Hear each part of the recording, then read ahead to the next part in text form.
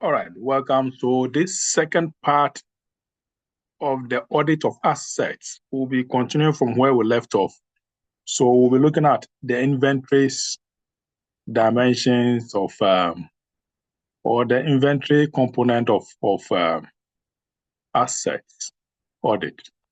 So let me share the screen briefly, then we can continue. All right. So you realize that we had, excuse me, we had considered up to the patents and then goodwill, trademarks, the intangible assets. So we'll continue with the inventories and then the work in progress. We'll look at receivables and bank and cash balances. All right.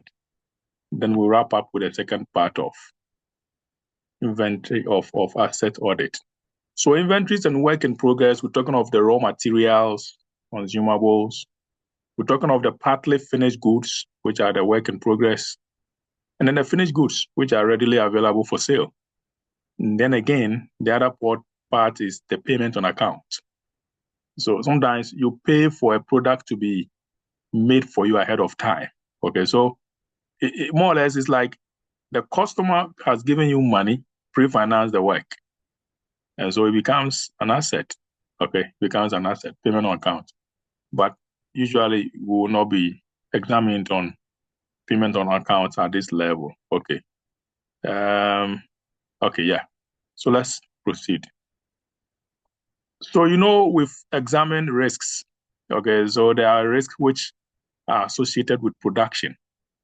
Business risks occur when inventory levels are too high. We may end up overproducing and nobody will buy, and there will be cash flow implications. So you produce the items and nobody is buying. What is the sense in it? You lose. You just lose, okay? Or sometimes inventory levels will be too low. So in a festive season, when customers need a lot of those products, they are not getting it because you have fewer inventories to produce the final goods and supply to customers. So you will not meet the needs, the demands of the customers. It's a risk. It's a business risk. Now, with audit-specific risk relating to inventories, we're talking of poor recording. We'll not record the stocks or the inventories appropriately.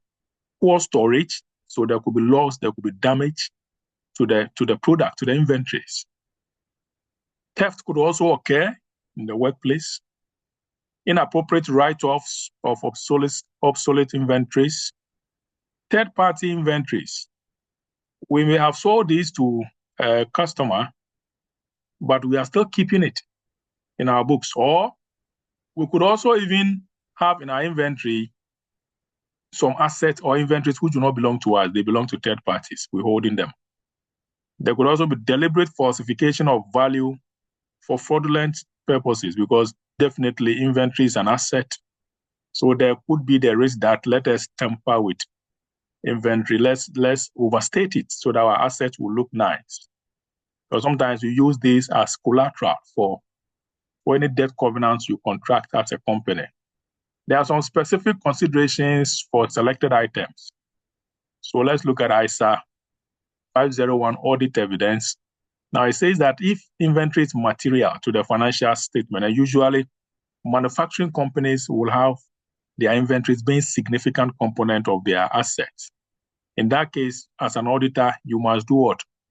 Obtain sufficient appropriate audit evidence by attending physical inventory counts, unless it is so impracticable for you to do it. Now, we attend these inventory counts to evaluate management instruction and procedures for recording and controlling the results of the inventory. So management will give instructions and they will have procedures on how to record it, how to control the movement of stock. We want to understand it. That's why we attend these stock counts. We also want to observe whether management or the company follows through what the management has prescribed as appropriate procedures for inventory counting.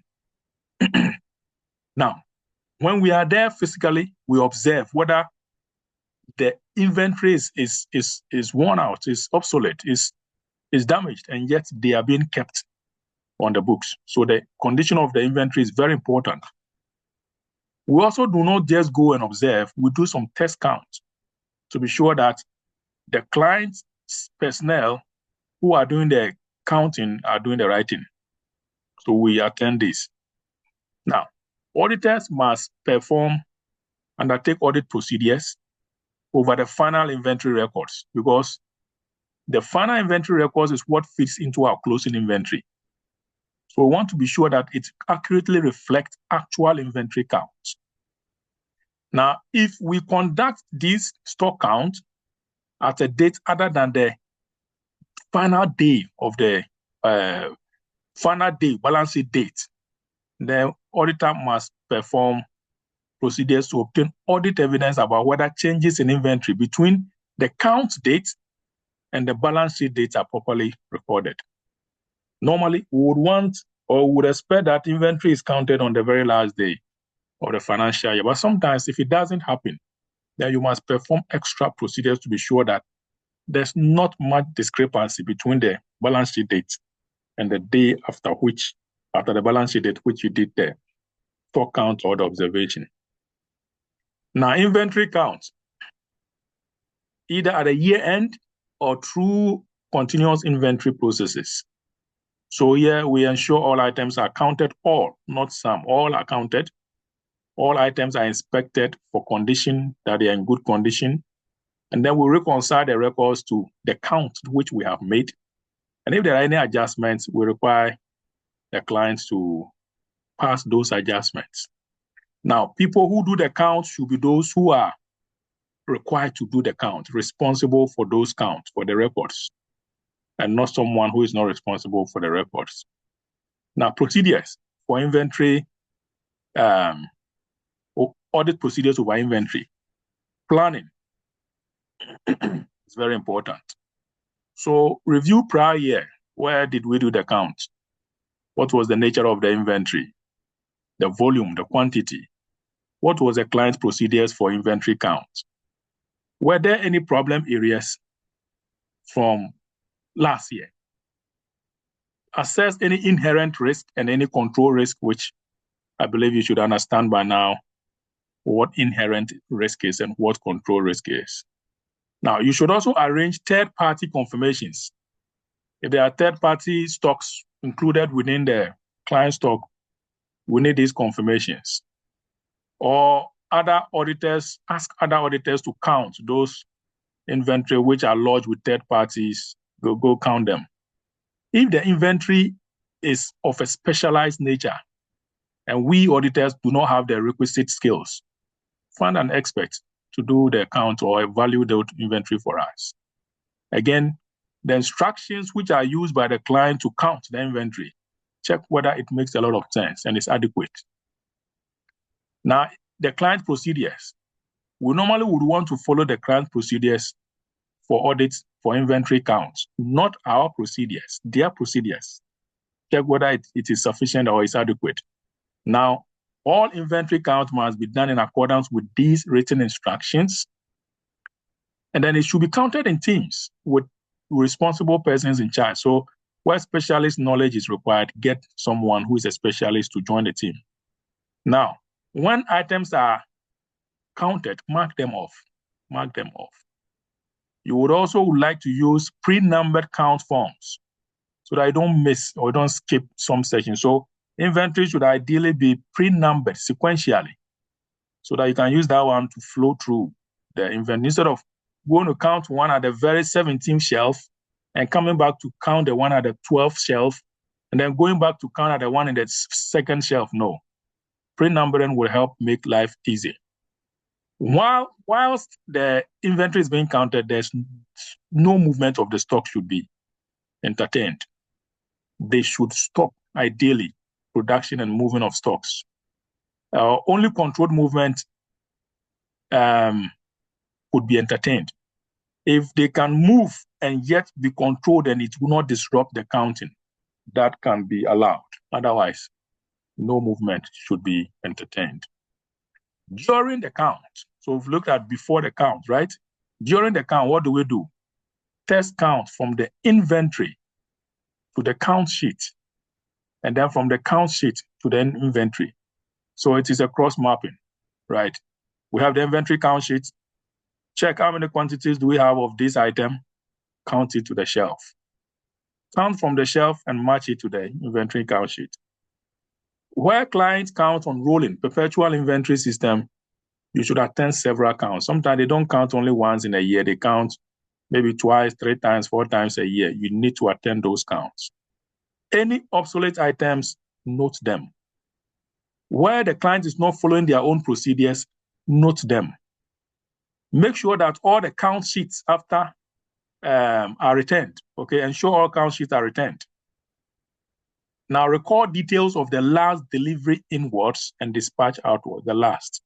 So you normally get a tally card, which will show you the last procured item and the last dispatched item. Ensure there are no third-party goods. Separate them. An initial test count on the count sheet should be undertaken. Cutoff is important. During the count, note the numbers of the last delivery notes, the goods receipt notes, the dispatch note, the sales invoice. Now, the objective here is to ensure that goods sold but not dispatched are not included in sales and receivables, as well as inventory. We've sold them, not dispatched. Don't include them in sales and don't include them in receivables, as well as in inventory. Now, check to sales and purchase records before and after the year end, so cross-mapping. Mostly, we would have the first in, first out basis for inventory valuation. Of course, there could be last in, first out. It happens, right? Usually in the the luxurious items, like the jewelries, last in, first out could be used. Yeah, it could be used. Because if there is the newest Rolex watch and the value is quite similar to the old one, you would most likely go in and buy the latest one, won't you? Instead of going to buy the old one, especially when pricing is not much of a headache to you. So for luxurious items, you could get the last in, first out. Now, for the first in, first out, all inventories must be valued on a first in, first out basis, especially for production. Valuation of raw materials. Check what cost includes.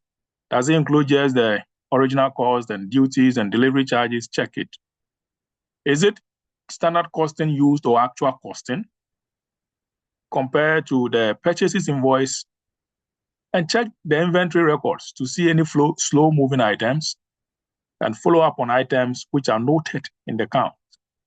The IAS2 valuation of inventories. Look at finished goods. Okay, inventory is valued at what? The lower of cost and net realizable value, right? So for finished goods, check inclusion of overheads, full cost basis. So your management accounting principles must come in handy. All right. Check inventory items with sales values to ensure they are not below the realizable value. Okay, valuation of inventory, as I mentioned. Follow up on slow-moving items once again, and check points from counting inventory regarding damaged inventory. Any damaged inventory, check it and note it out. Also, check items which may be sold off cheaply or heavily discounted. Why? Discuss it with the sales manager. Why are you selling this so cheaply? Is it to a related party? What is happening? Follow up on valuation of seconds or returns, items which have been returned, okay? And then check customer complaints or records of problems with inventory lines. Inventory net realizable value, estimate how did they arrive at, check that one as well. There could be long-term work in progress. Ask yourself, what is included in this cost? Is it the production overheads? What are the stages of completion necessary to ensure that this work in progress is completed? And have they calculated it correctly? Now, also review the progress of any contracts against documentations, including the original contract. Check for penalty payments. Ensure all valuations are made by qualified persons. And review the cost to date, the cost to complete, the contract price. So you realize that IFRS 15, revenue from contracts comes in handy here. The principles involved there will not much deviate from this, especially when work is completed in stages or in phases. Now, review calculations of any contract profit taken into account and review accounting policies and disclosures. Construction contracts, similar like I was mentioning, revenue from contracts, okay, from contracts. So in this particular situation, recognize revenues in accounting period in which they are performed and recognize the cost in the period in which work was performed. Any excess of cost over revenues should be expensed immediately. And any cost relating to future period contract work in progress should be recognized as an asset if it is likely to be recovered. Now, if amounts due are not collectible, then we should expense it.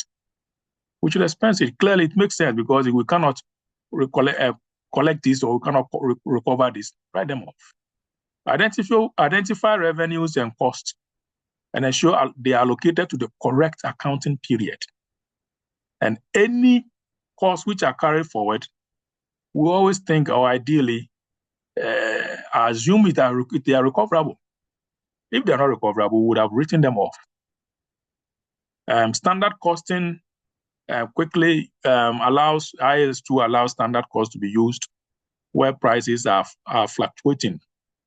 Okay, provided these results provide an approximate actual cost. Now, if standard costing is used, establish if the standard cost used is appropriate and establish if it is reasonable. Discuss it with management and compare these standard costs which are used with previous years and disclose these in the notes to the account. If there is, especially when there's been changes in the accounting policies underlying this use of standard costing. Now, standard costing can be a bit complicated, but so that's why as an accountant, you should be all round. As an auditor, you should be all round. At least to some extent, you should understand your standard costing. So perform some calculations, look at any deviations or variances, okay, by looking for explanations for reasonableness of the variances. Now, verify individual elements of cost against the actual records. So you will surely get underlying sources to support these costs, okay. Look at the variance calculation, like I said, in the management account and find out reasons why these variances are arising and carry out any analytical reviews. Receivables, two things, the trade receivables and the prepayments. So our verification methods will be control account. Usually it's automatic, the system will do it for you. But you could also undertake some additional tests. Aging analysis is important for receivables. How long is it taking for us to take money from these guys? That's why you would always find in planning analytics, we'll do some aging analysis or some receivable days just to check how long it takes for us to receive money from our customers. Balances check to the sales ledger is important, and sales audit review, because it is from sales that receivables arise. Again, third-party verification is a 505, where we send letters to these debtors to confirm the balances they owe the company. Quite important. ISA 330, auditors' responses to assess risks, tells us that external confirmation procedures will help the auditor to obtain audit evidence with a very high level of reliability that the auditor requires. Because at the end of the day, information independently gathered by the auditor, especially from external sources, independent sources, I don't want to use independent, but from external sources, is much more reliable from what they obtain from the management. Now, independent evidence as to the accuracy of the receivable balances can now be obtained by means of what? Sending these verification letters to customers, sample of some of them, and tell them to confirm the balances. And if you see any deviations, then you can flag it out. But of course, you don't just get up and send letters to customers and tell them to confirm the balances they owe the company as at a certain time. Seek permission from the clients. And if they don't give you permission to contact their customers, ask them why. Now, usually poor response rate is a problem. If you get between 10 5 to 10% response is typical. Okay, but a very poor response rate is questionable. I would personally even say that a 5 to 10% response rate is a poor response rate. It's a poor response rate. Right. Okay. Let's move on. So aging analysis is important. So as part of the subsequent events review, look at the receipts since the period end. These guys were owing us 2 million. Currently, what is the balance? How much of the 2 million has been paid? Credit notes issued since the period end. What are some credit notes issued to customers? Okay. Correspondence with the customers, though especially those who are defaulting, to ensure that majority of the balances are cleared within suitable time period. Now, any that is not clear should be considered from the point of view of a possible bad debt provision. If we've done all these aging analysis and verification, and we've asked questions, and we've looked at the correspondence with customers and they are not paying, then clearly it tells us that we should make allowances for bad debt. With the bank balances, it's usually a straightforward item still under ISA 505, external confirmation. Send a letter to the bank. Permission must be sought from the client, of course. And then they will do what? Authenticate or indicate that, yes, as at 31st December, this was a bank balance for the company. I would love you to look at a Wirecard fraud story, very popular story, to get a good understanding of this third-party evidence. So like I said, the bank will certify the balances at the year end. Any additional information you need, they will surely give you from the bank's perspective. Beautiful. So we end here with the second part of the asset review or asset audit. In fact, in the bank balances, sometimes you do surprise cash count. It comes in here, but those are normally petty cash and not much of material item here. But as an auditor, you normally experience this in the field when you get to the field, all right? Okay, so still some questions there in Millichamp and Taylor's book. Very beautiful one that you would want to attempt. If you attempt any of these questions, you would have actually covered everything in terms of audit of assets. All right. So that should be it for this segment, and then we'll meet again in the next session. Bye for now.